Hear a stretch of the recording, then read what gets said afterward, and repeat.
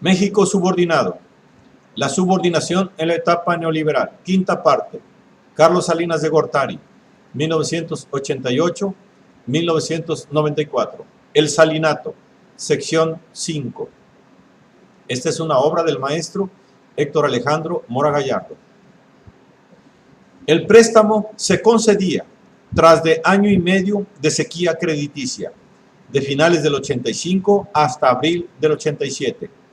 Una eternidad que ponía en gran apuro a un gobierno dependiente de más y más empréstitos para seguir pagando la deuda y crecer, reproducirse.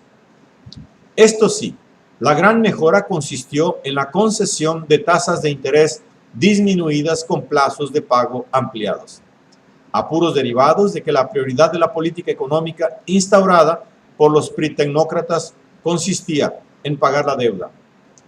Más ilusionismo que otra cosa, la reducción procedía en los márgenes de sobretasa, los que el acreedor se imputa para cobrarse el riesgo de sobretasa que representa un deudor no muy solvente, lográndose un ahorro de 300 millones de dólares al año, cantidad irrelevante, si se compara con los aproximadamente 8,000 millones de dólares que se pagarán anualmente en puros intereses.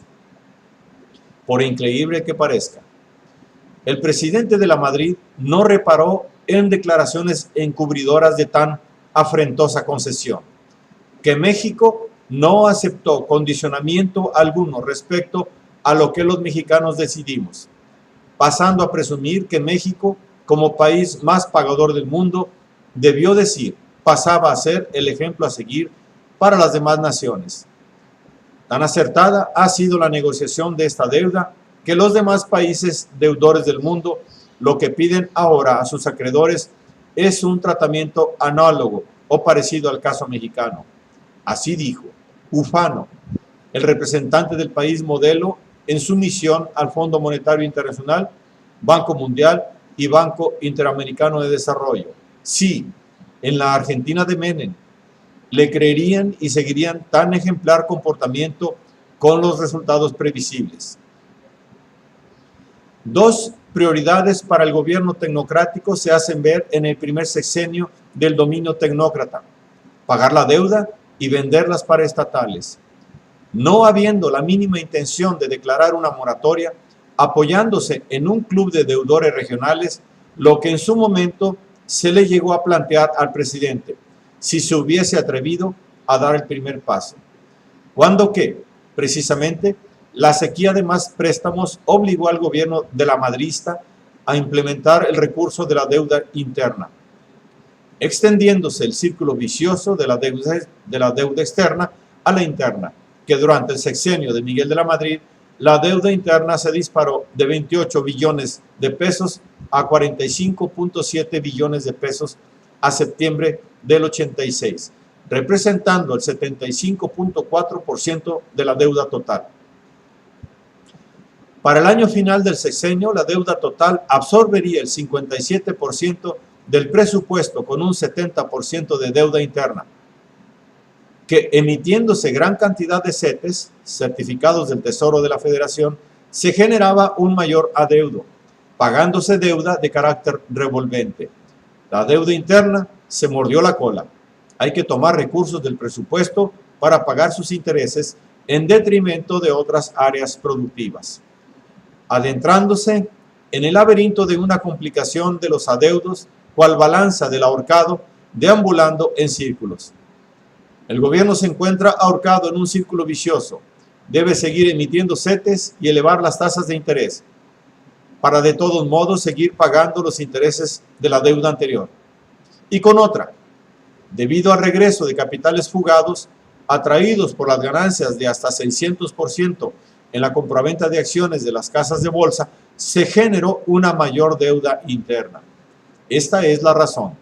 Cada dólar que ingresó al país por estas dos vías se tuvo que pagar en pesos. El Banco de México emitió dinero nuevo que puso a circular. Hubo una gran liquidez en la economía. Para que el exceso de dinero no tuviera un impacto en la inflación, el gobierno lo absorbió utilizando los CETES, es decir, aumentó su deuda interna.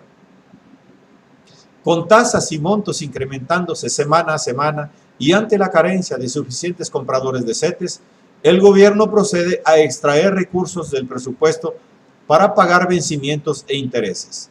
Aumenta el dinero y aumenta la inflación, habiendo en circulación gran cantidad de dinero sin respaldo productivo y con intereses elevados. Y por la inflación, el productor se veía obligado a incrementar sus precios para cubrir sus créditos, volviéndose incompetitivo ante la apertura en cierne a la importación de toda clase de artículos externos, círculo vicioso y degradante, pues, de la economía nacional.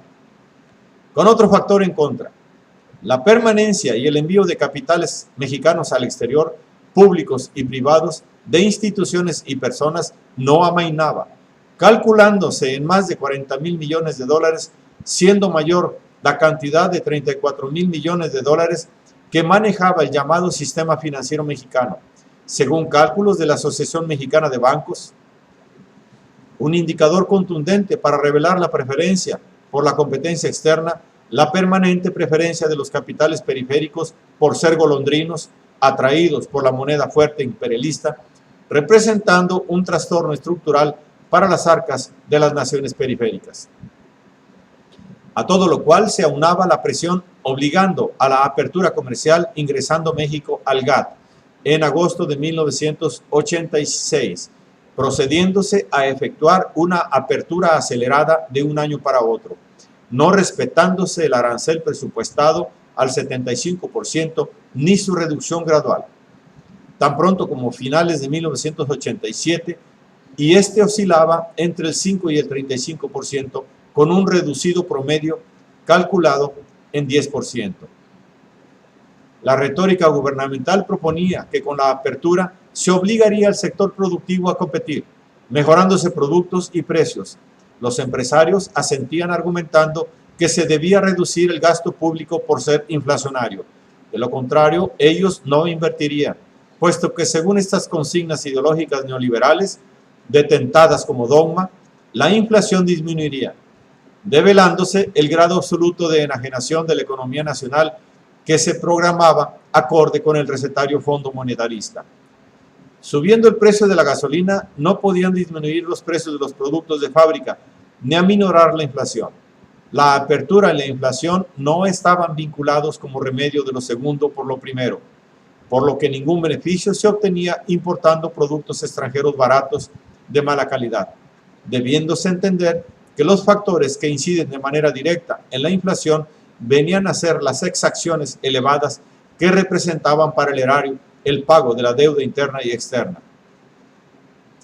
Y si de Washington se presionaba solicitando una mayor apertura a sus inversiones, el Consejo Coordinador Empresarial, CCE, como correa de transmisión, fielmente respondía, proponiendo modificaciones a la Ley de Inversiones Extranjeras, y por boca de su dirigente en turno, Agustín Legorreta, le espetaba al gobierno: fuera manos de la economía, acorde con la cantaleta programada pro consenso de Washington.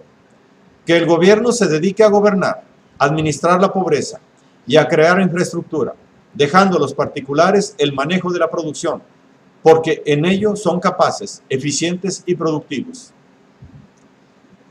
Habría que dar al capital foráneo un trato similar al nacional, cambiando el marco jurídico, haciéndolo proclive en su permisibilidad a la invasión, denominada inversión extranjera, destinada a concentrarse especialmente en los sectores turístico y de maquila, sin límites en la propiedad de terrenos y poniendo cuidado en garantizarle inmunidad y la perpetuidad de tales posesiones, así como otorgar la garantía requerida al uso de las patentes extranjeras.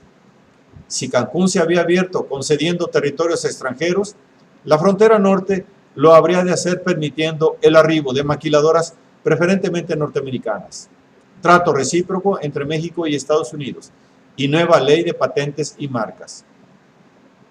El Consejo Coordinador Empresarial presionaba solicitando, casi exigiendo, al gobierno la liberalización, eso sí, gradual, de áreas vedadas a la actividad privada nacional y extranjera, actuando tanto a favor de la cúpula nacional como del capital extranjero, con ese malinchismo que les caracteriza en su genuflexión para con los potentados del norte, todo en procura de la concesión de propiedad valiosa a ser explotada, en su lenguaje, invertida y promovida, actuando en seguimiento de las peticiones del Consejo Norteamericano del Comité Empresarial México-Estados Unidos, presidido por Rodman Rockefeller, representación estadounidense complementada en México con el Consejo Empresarial Mexicano para Asuntos Internacionales, CEMAI, perteneciente al Consejo Coordinador Empresarial y encabezado por Enrique Madero Bracho, presidente de la compañía minera Outland. Ni más ni menos, la oligarquía nacional obrando en favor de la estadounidense, persiguiendo los mismos objetivos, revalidando la alianza tácita entre la burguesía cipaya y el capital imperialista, fiel a su caracterización de ser una clase dominante dominada. Tal y como se refiere en el discurso pronunciado por Rodman Rockefeller el 21 de julio de 1987 en la Cámara Americana de Comercio, la presión del capital privado y problemas tan agudos como complejos afectando a la economía obligarían al gobierno a conceder soberanía, máxime tratándose de un gobierno proclive al neoliberalismo, calculando el ilustre magnate de abolengo que México requeriría de una inversión de aproximadamente 18,000 millones de dólares solo entre 1987 y 1990. Sin embargo, es esencial que existan cambios en la reglamentación y control de las inversiones, incluyendo las extranjeras, para liberar estas decisiones del control político, así como el primer ministro de la India, Rajiv Gandhi, ha encontrado que quien mejor toma las decisiones económicas es la esfera del mercado. Así lo harán los líderes del gobierno de México, a medida que confronten los problemas cada vez más complejos. Consignas neoliberales usadas como imperativo teórico prácticos, justificando la apertura como entrega de la economía nacional al mercado de capitalistas.